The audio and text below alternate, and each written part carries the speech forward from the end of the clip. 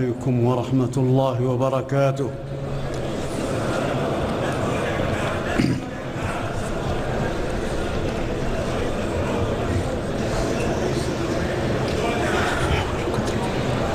الحمد لله الملك القدوس السلام تمام جہان کا مالک ہے على المسلمين حج بيته الحرام جس نے اپنے بندوں پر فریضہ حج کو فرض کیا اور اس کو اسلام کا بنیادی رکن قرار دیا، اور میں گواہی دیتا ہوں اللہ تعالیٰ کی جو واحد الاحد ہے، اور میں گواہی دیتا ہوں کہ ہمارے آقا اور نبی حضرت محمد مصطفیٰ صلی اللہ علیہ وسلم جو ہیں وہ اللہ کے بندوں میں سب سے بہترین ہیں۔ اللہ تعالیٰ ان پر اپنا صلاۃ و سلام بھیجے اور ان کے آل پر اور ان کا اتباع کرنے والوں پر۔ اے لوگوں، میں آپ کو وصیت کروں گا اور نصیحت کروں گا کہ آپ اللہ تعالیٰ کی تقوی اختیار کریں، کیونکہ اسی میں آپ کی دنیا اور آخرت کی بھلائی اور کامیابی ہے۔ اللہ تعالیٰ سورہ حج میں فرماتا ہے، اے لوگوں اپنے رب سے ڈرتے رہو اور اس کی تقوی اختیار کرو، کیونکہ قیامت کا جو منظر ہے وہ بہت خوفناک ہے اور بہت عظیم چیز ہے۔ جس دن ہر شخص جو ہے وہ بھول جائے گا، ماں جو ہے وہ اپنے بچوں کو بھول جائے گی، اور ہر حمل ٹھہر جائے گا، اور لوگ اس کیفیت میں ہوں گے جیسے وہ کسی نشے کی کیفیت میں ہیں، لیکن ایسا نہیں ہے، بلکہ اللہ تعالیٰ کا عذاب بہت خوفناک ہے۔ اور تقوی کا تقاضا یہ بھی ہے کہ ہم قیامت کے دن کی تیاری کریں اور نیکیوں پہ عمل درآمد کریں اور گناہوں سے بچاؤ اختیار کریں۔ اللہ تعالیٰ نے برملا قرآن میں اعلان کیا ہے کہ اللہ تعالیٰ ہی حق ہے، اور وہی مردوں کو زندہ کرتا ہے، اور وہ ہر چیز پر قادر ہے، اور قیامت کے دن نے بہرحال آنا ہے، اور اللہ تعالیٰ نے قبروں میں سے بندوں کو دوبارہ مبعوث فرمانا ہے۔ اور آخرت کی تیاری کے لیے سب سے اہم عمل یہ ہے کہ آپ توحید اختیار کریں اور اللہ تعالیٰ کی عبادت اختیار کریں، اور اس کے ساتھ کسی کو شریک نہ ٹھہرائیں اور کسی اور سے مدد یا دعا نہ مانگیں۔ اور آپ کیسے کسی ایسے شخص کی یا ایسی ہستی کی دعا کر سکتے ہیں جو آپ کو نہ نقصان پہنچا سکتی ہے نہ آپ کو فائدہ پہنچا سکتی ہے۔ اللہ تعالیٰ کا فرمان ہے، جو اللہ تعالیٰ کے ساتھ کسی اور معبود کو شریک ٹھہراتا ہے تو وہ ایسا ہی ہے کہ جیسے وہ آسمان سے گر گیا اور اس کو یا پرندے نوچ ڈالیں یا اس کو ہوائیں اٹھا کے کسی اور جگہ پٹک دیں۔ اور اہل ایمان کا جو بنیادی خاصہ اور نشانی ہے وہ یہی ہے کہ وہ اللہ تعالیٰ کی توحید پہ عمل پیرا ہوتے ہیں۔ اللہ تعالیٰ نے ایک اور جگہ اعلان کیا کہ تمہارا خدا اور معبود ایک ہی ہے، لہٰذا مسلمانوں کو بشارت دے دیجئے۔ یہ وہ لوگ ہیں کہ جن کے سامنے جب اللہ تعالیٰ کی آیات سنائی جاتی ہیں تو ان کے دل نرم پڑ جاتے ہیں، اور جو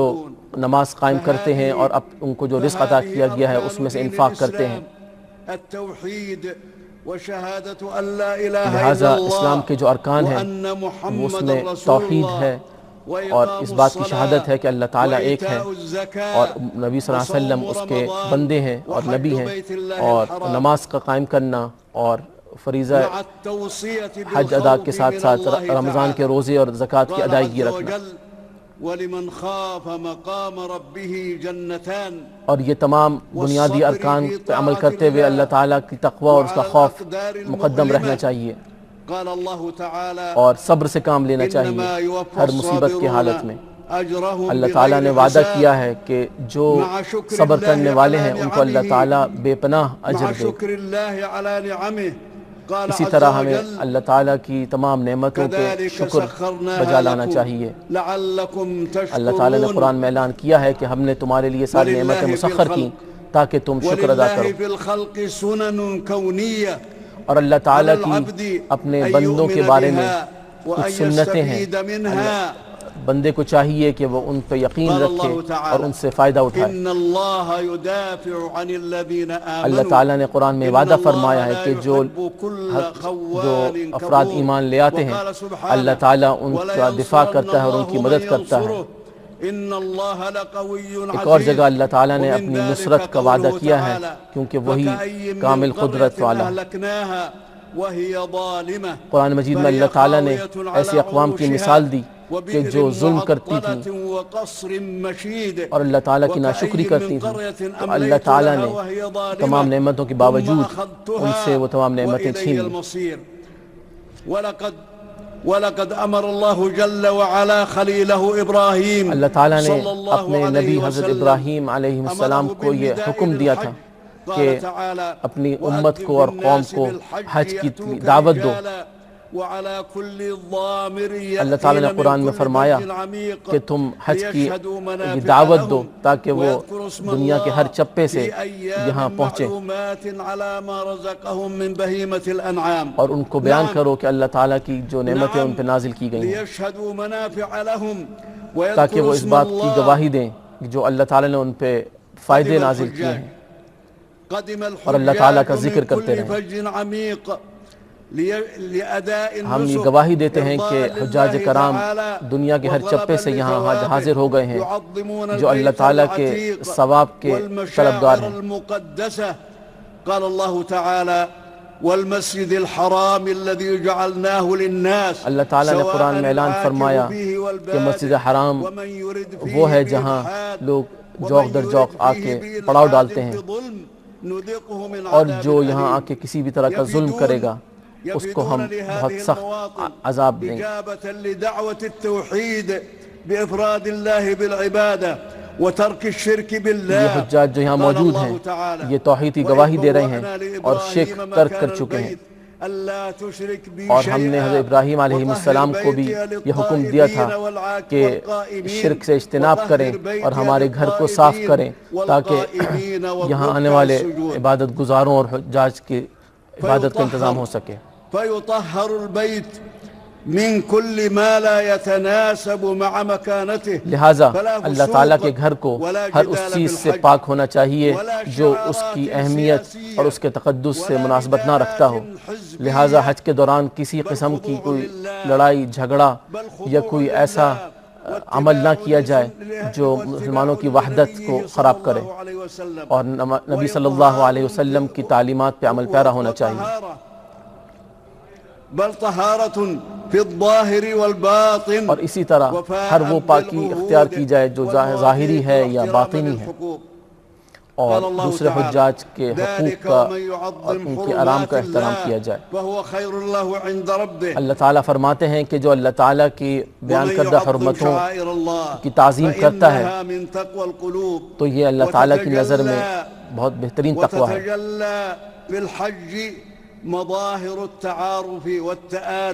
اور اسی طرح حج کے دوران مسلمانوں کے درمیان بھائی چارہ، محبت، باہمی محبت کے مظہر ہمیں دیکھنے کو ملتا ہے، صرف نظر اس کے کہ وہ مختلف زبانیں بولتے ہیں، مختلف رنگ و نسل کے ہیں،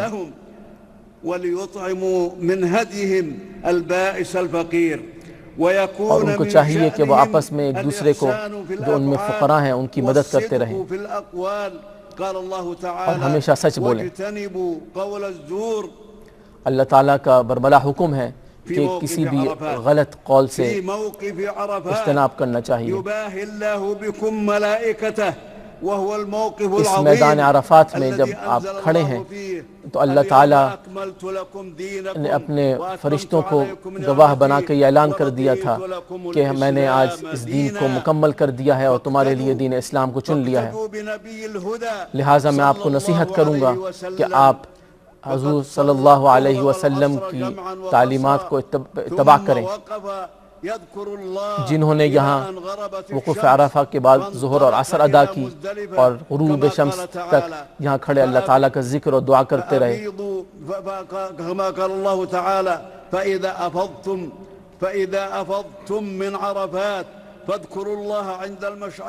اللہ تعالیٰ نے قرآن میں آپ کو حکم دیا ہے کہ عرفات سے فارغ ہونے کے بعد آپ مزدلفہ تشریف لے جائیں گے اور وہاں اللہ تعالیٰ کا ذکر اور دعا میں مشغول رہیں گے، اور عید کے دن آپ منی تشریف لے جائیں گے۔ إن الله غفور رحيم اور وہاں جا کے آپ اللہ تعالیٰ سے مغفرت کریں گے اور جمرات کا فرض ادا کریں گے، اور اس کے بعد آپ اپنے بال اتروائیں گے اور قربانی کا فریضہ ادا کریں گے، اور بالآخر میں آپ طواف وداع کریں گے۔ وَلْيُوفُوا نُذُورَهُمْ وَلْيَطَّوَّفُوا بِالْبَيْتِ الْعَتِيقِ اللہ تعالیٰ نے مع قرآن الحرص کریم میں على بھی السكينة ان احکامات کو ذکر کیا ہے۔ والبعد عن التدافع آپ کو میں نصیحت کروں گا کہ آپ کسی بھی طرح کی دھکم پیل سے اجتناب کریں، اور آپ کو جو تعلیمات اور جو ہدایات دی جائیں ان پہ عمل پیرا رہیں، تاکہ تمام حجاج کرام جو ہیں وہ کسی بھی طرح کی پریشانی سے بچ سکیں اور ایک منظم انداز میں تمام فرائض حج اور واجبات ادا کر سکیں۔ قال اللہ تعالی فَإِذَا قَضَيْتُم مَّنَاسِكَكُمْ اللہ تعالیٰ نے قرآن میں فرمایا ہے کہ جب حج کے تمام مناسک ادا کر چکو تو اللہ تعالیٰ کی ذکر اور یاد میں مصروف رہو، جیسے تم اپنے والدین کو یاد رکھتے ہو۔ اور آنے والے ایام تشریق میں حجاج کرام روزانہ شیطان کو کنکریاں مارنے کا فریضہ ادا کریں گے، وَيَجُوزُ التَّعْجِيلُ فِي الْيَوْمِ الثَّانِي عَشَرِ اور افضل یہ ہے کہ آپ 13 ذی الحجہ تک کے مناسک ادا کریں، لیکن 12 ذی الحجہ تک بھی آپ کو یہ فریضہ ادا کر کے جلدی منا سے روانہ ہونے کی اجازت ہے۔ لمن اتقى واتقوا الله واعلموا انكم اليه تحشرون، اور آپ اللہ تعالیٰ کا تقوی اختیار کرتے رہیے وقبل السفر کیونکہ آپ نے اس کی طرف لوٹنا ہے، اور واپسی کے سفر سے پہلے آپ نے طواف وداع کا فریضہ ادا کرنا ہے۔ اللہ تعالیٰ نے اپنے دین میں آپ کے لیے کوئی مشکل نہیں رکھی، اور اللہ تعالیٰ نے یہ دین جو ہے وہ حضرت ابراہیم علیہ السلام کی سنت پہ رکھا ہے، اور آپ کو اور آپ سے پہلے والی آنے والی اقوام کو بھی مسلمان بتایا ہے۔ آپ نماز قائم کیجئے، روزے رکھیے اور زکوٰۃ ادا کیجئے۔ وَإِنَّ مِنَ الْاعْتِصَامِ بِاللَّهِ أن يكثر المرء من دعاء ربه وخصوصا في مواطن الحج فهي مظنة عظمت کا اظہار اور اس کی یہ ہے کہ آپ کثرت سے دعا کیجئے اور اللہ تعالیٰ سے اپنی تمام حاجات کو مانگیے، اور سب سے بہترین وہ دعا ہے جو یوم عرفہ کے دن مانگی جائے، اور رسول اللہ صلی اللہ علیہ وسلم نے فرمایا کہ اس دن سب سے بہترین کلمات جو ادا کرنے چاہیے وہ وہی ہیں جو میں نے بھی کیے اور مجھ سے پہلے تمام انبیاء نے کیے۔ لا الہ الا اللہ وحدہ لا شریک لہ لہ الملک ولہ الحمد وہو علی کل شیء قدیر۔ اللہ تعالیٰ کا فرمان ہے اپنے بندوں سے کہ دعا کرو، میں تمہاری دعا کو قبول کرنے والا ہوں۔ اللہ تعالیٰ قرآن میں فرماتا ہے کہ میرے نیک بندے وہ ہیں جو اللہ تعالیٰ سے دنیا اور آخرت کی اچھائی مانگتے ہیں اور جہنم کی آگ سے پناہ مانگتے ہیں۔ یا اللہ، ہم آپ سے دعا فرماتے ہیں کہ ان تمام حجاج کرام کی عبادات کو قبول فرمائے، ان کے معاملات میں آسانی فرمائے، ان کو اپنے اپنے گھروں تک اور ملکوں تک بحفاظت کامیابی کے ساتھ لے جائے۔ یا اللہ، مسلمانوں کے حالات کو بہتر کر دے۔ یا اللہ، ان کے درمیان وحدت اور ان کو حق کے پیغام کے اوپر متحد کر دے۔ یا اللہ، ان کے تمام معاملات کی تو حفاظت فرما، ان کے دین اور دنیا سے متعلق جتنے معاملات ہیں ان کو بہتر کر دے۔ یا رب العالمین، اللہم وفق خادم الحرمین الشریفین، ہم آپ سے دعا گو ہیں کہ خادم الحرمین الشریفین وولی عہدہ الامیر اور ان کے جو ولی عہد ہیں وولی عہدہ الامیر محمد بن سلمان، واجزہما یا اللہ ان کو خیر الجزاء بہت بہترین جزائے خیر عطا فرما اس دنیا میں بھی اور آخرت میں بھی، کہ انہوں نے حجاج کرام کی آسانی کے لیے اور خدمت کے لیے اپنے تمام کوششیں اور اپنے تمام تر وسائل مسخر کیے۔ وصلی اللہ علی سیدنا و نبینا اور آخر میں درود و سلام ہو جناب رسول اللہ صلی اللہ علیہ وسلم پر۔